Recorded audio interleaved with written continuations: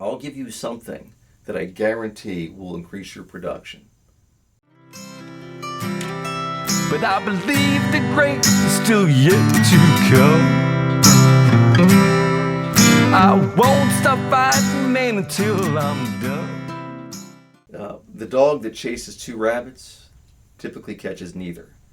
And I think a lot of what I do, and my dad and I had this conversation a lot of times, because my dad would always be like, he was great at setting goals, but he's like, we owned the driving range at that point, and he sat across from me at the table, and he said, he put out a Titleist, and he put on, he said, I want all of our range balls to look something like this, to have the finest quality range balls of anybody.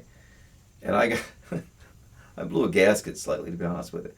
I'm like, Dad, you also gave me this activities calendar, 54 other things to do. Like, I think what we need to focus on is the one thing and get the one thing done. And once we get that thing, move on to something else. So, Richie, how many goals are you chasing at once? One. One. Beautiful. The one thing. The one thing, yeah. If you set too many goals, like you said, the dog that chases two rabbits doesn't catch either. Yep. If you set too many goals, well, you're going to have trouble catching any of them. Yep. So, one goal at a time. So hit that goal, then move on. I forget what book I was reading, because I read, again, Coach Bob, flaw, okay, is I'm never reading two books at once.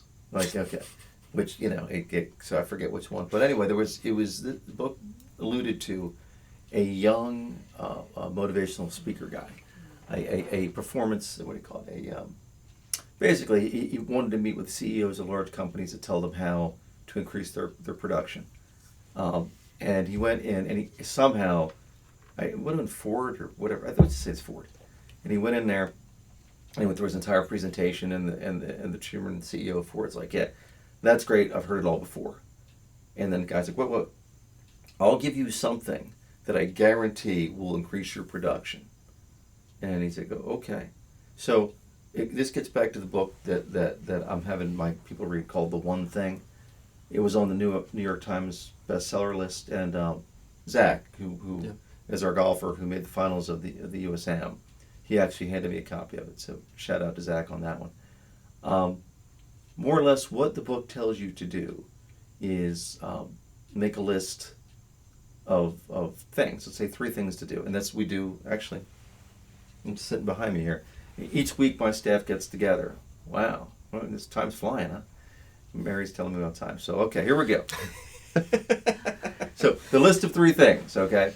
What you do is take the 3 things, and as I said last night in our winter instruction, was if it's pay the bills, update the resume, or clean my office. You take the most important thing first, pay the bills.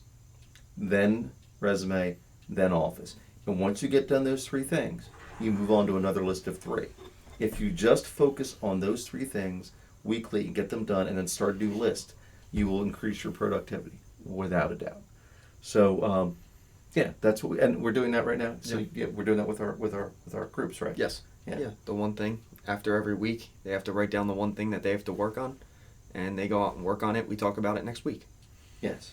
And when you're doing your one thing in golf instruction, Hale Irwin, I read his book, awesome point. He said people tend to practice what they're good at, right? Not what they need to work on. That's a big one. Yeah, it's huge. That's right. So in Richie's case, like sticking wedges closer, Richie bombs a driver. I mean, it's close. I don't practice with it. Yeah, right, because he's pushing under 15 or 20 miles an hour, almost tour speed on his driver.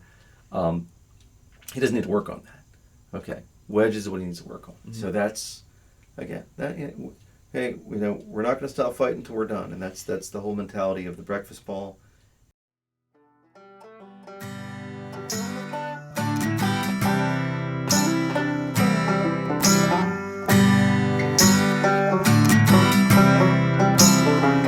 Glass of bourbon,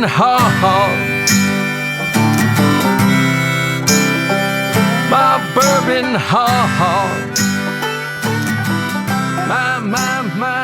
my bourbon, alcohol.